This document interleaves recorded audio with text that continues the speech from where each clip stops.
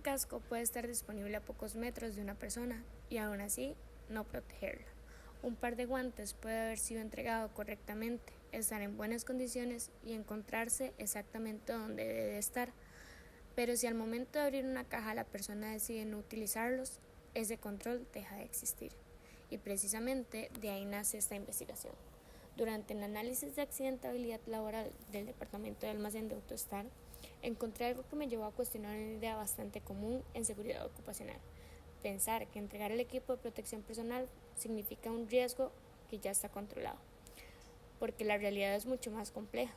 La empresa puede entregar el equipo, establecer políticas, capacitar y señalizar, pero existe un último momento decisivo, cuando la persona se enfrenta al peligro y decide si aplica o no ese control. Y esa diferencia entre tener protección y utilizarla realmente fue el punto de partida de mi investigación. El departamento de almacén puede parecer a simple vista un departamento menos peligroso que un taller mecánico.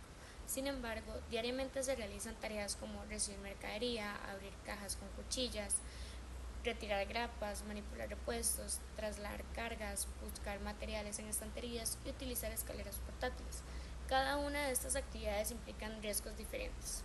Pueden existir, por ejemplo, exposición a objetos cortopunzantes, caídas de materiales, golpes contra estructuras, superficies contaminadas con hidrocarburos, manipulación manual de cargas o caídas de diferentes niveles. Para controlar estos riesgos, la empresa establece el uso de casco, guantes, entre otros equipos de protección personal, y el problema es que durante estas tareas repetitivas comienza a aparecer un enemigo particularmente difícil de controlar: la familiaridad con el riesgo. Cuando una actividad se ha realizado muchas veces sin consecuencias, puede empezar a percibirse como segura y ahí aparece el exceso de confianza. Y entonces planteé la pregunta que guiará todo el proyecto: ¿cómo incide la falta de uso del equipo de protección personal correspondiente por parte de los colaboradores del departamento de almacén en la accidentabilidad laboral? Pero desde el inicio existía algo que consideraba importante. No quería reducir el análisis a decir que una persona sufrió un accidente simplemente porque decidió no utilizar el EPP. En salud ocupacional sabemos que los accidentes generalmente son multifactoriales. Por esta razón, el objetivo fue analizar factores conductuales, operativos y organizacionales, buscando comprender qué estaba ocurriendo detrás del incumplimiento y qué podía hacer la organización para prevenir que continuara repitiendo. Para responder a esa pregunta, desarrollé una investigación con enfoque mixto, descriptivo y aplicado. En lugar de depender de una única fuente de información, combiné diferentes instrumentos. Primero, analicé una matriz de 25 eventos laborales ocurridos entre mayo del 2025 y mayo del 2026. Después realicé 15 observaciones directas en campos, verificando el uso del casco, los guantes, los lentes, el calzado y el arnés cuando éste correspondía. También revisé 25 solicitudes documentadas del equipo de protección personal, esto con el fin de determinar si los incumplimientos podían estar relacionados con problemas de suministro. Finalmente, analicé los controles preventivos existentes, incluyendo inducciones, capacitaciones, inspecciones, señalización, investigaciones de accidentes y participación en jefaturas. Esto permitió comparar tres elementos fundamentales: lo que la empresa establece, lo que realmente ocurre en el campo y lo que demuestran los accidentes. El primer resultado confirmó que el departamento de almacén era un área que requería atención prioritaria. De los 25 eventos analizados, 17 ocurrieron en almacén. Esto significa que el área concentró un 68% de la accidentabilidad considerada en el estudio. Pero todavía más importante que contar accidentes era comprender cómo estaban ocurriendo. El 36% estuvo relacionado con golpes, caídas de objetos o golpes contra estructuras.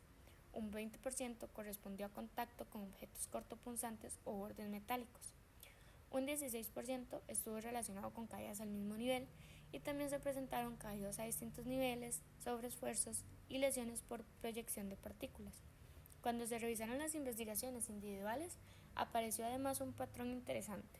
Las contusiones en cráneo se relacionaban con actividades donde correspondían utilizar casco. Las laceraciones aparecían durante la apertura de cajas, corte de flejes o retiro de grapas, donde los guantes anticorte eran un control necesario. Y también existían eventos durante el uso de escaleras. Esto no demuestra por sí solo como tal que la ausencia del equipo de protección personal sea la causa de todos los accidentes, pero sí comienza a relevar una relación importante entre tarea, peligro, lesión y control preventivo. Después llegó uno de los resultados que considero más importantes de la investigación. Durante las 15 observaciones realizadas se evaluaron 58 ítems aplicables. De estos, 47 fueron cumplidos y 11 no. Eso generó una adherencia general del EPP del 81%. A primera vista podríamos pensar que un 81% es un resultado bastante bueno, pero en seguridad ocupacional el promedio puede esconder justamente aquello que necesitamos observar. Por ejemplo, el calzado de seguridad alcanzó el cumplimiento de un 100%, los lentes o los sobrelentes alcanzaron un 81.8%, pero tanto el casco como los guantes presentaron únicamente un 73.3%. El arnés, en las observaciones donde correspondía utilizarlo, alcanzó solamente un 50%. Además, la actividad con peor resultado fue la apertura de cajas y embalajes, con apenas un 62.5% de adherencia. Y esto resulta especialmente relevante porque justamente encontramos accidentes con laceraciones o lesiones relacionadas con este tipo de tarea. Por eso, más que preguntarnos si un 81% es bueno o malo, la pregunta correcta sería: ¿en qué consiste este 19% de incumplimiento y qué podría ocurrir durante una de esas exposiciones? Entonces, apareció otro hallazgo fundamental. La revisión de las solicitudes del EPP mostró que sí existían procesos de entrega y reposición. Se documentaron solicitudes de zapatos, cascos, guantes, anticorte, lentes, arnés y otros equipos relacionados con las tareas de almacén. La empresa además contaba con políticas de uso obligatorio, inducciones, capacitaciones, señalización y la investigación de accidentes. Por lo tanto, el problema no podía explicarse simplemente diciendo no utilizan el EPP porque no lo tenían. La información mostraba algo más. Existía una brecha entre la disponibilidad documental del equipo y la utilización constante durante la operación, y esa brecha aparecía principalmente durante las tareas rutinarias. Esto cambia completamente la forma de abordar el problema, porque si el equipo existe, la solución no puede limitarse a comprar más equipo. La intervención debe dirigirse también hacia la percepción del riesgo, la supervisión, el liderazgo preventivo, las reincidencias y el comportamiento cotidiano.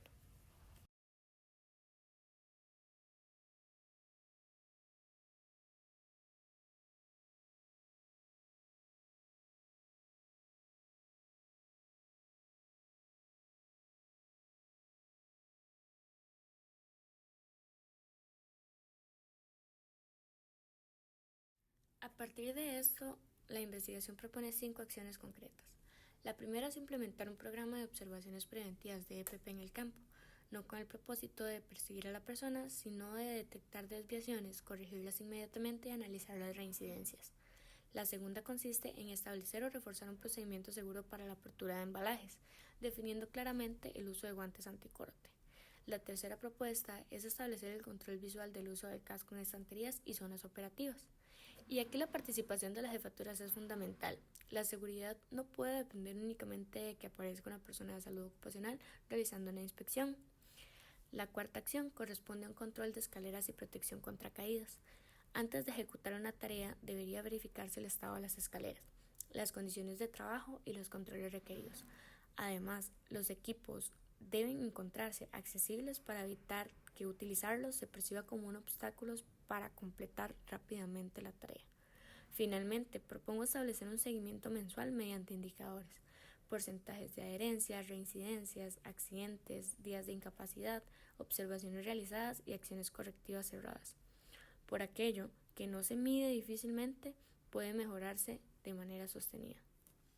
Al finalizar esta investigación, la principal conclusión es que sí existe una relación descriptiva entre las desviaciones observadas en el uso del equipo de protección personal y los tipos de accidentes registrados en el departamento de almacén.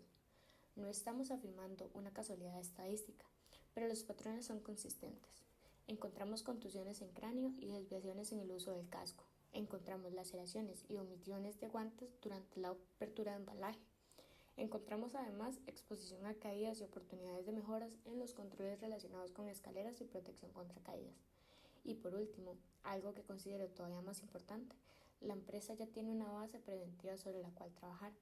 Dado a que existe PP, existen capacitaciones, existen políticas, inspecciones y existen las investigaciones de accidente. Por eso, la oportunidad ahora está en conseguir que todos esos elementos se traduzcan en un comportamiento seguro, incluso cuando nadie se está observando. porque una cultura preventiva no se demuestra como una persona utilizada en el casco porque vive una inspección. Se demuestra cuando lo utilizan un martes cualquiera, mientras buscamos un repuesto en la estantería, porque entiende el peligro y porque utilizarlo ya forma parte natural de la tarea. Al comenzar, mencioné que un casco puede estar disponible a pocos metros y aún así no protegen a nadie. Y quisiera terminar regresando precisamente a esa idea.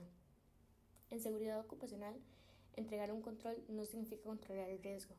El verdadero reto es lograr que este control llegue hasta el último momento de la operación. Hasta esa caja que se abre, hasta esa escalera que se utiliza, hasta ese repuesto que se busca, hasta la decisión de una persona tomada segundo antes de exponerse a un peligro. Porque prevenir un accidente no empieza después de que algo ocurra, empieza mucho más antes, en cada una de esas pequeñas decisiones que terminamos convirtiéndolas en hábitos. Y cuando trabajar de forma segura deja de sentirse como una obligación y comienza a formar parte de una manera normal de trabajar. Es ahí cuando realmente podemos hablar de una cultura preventiva. Muchas gracias.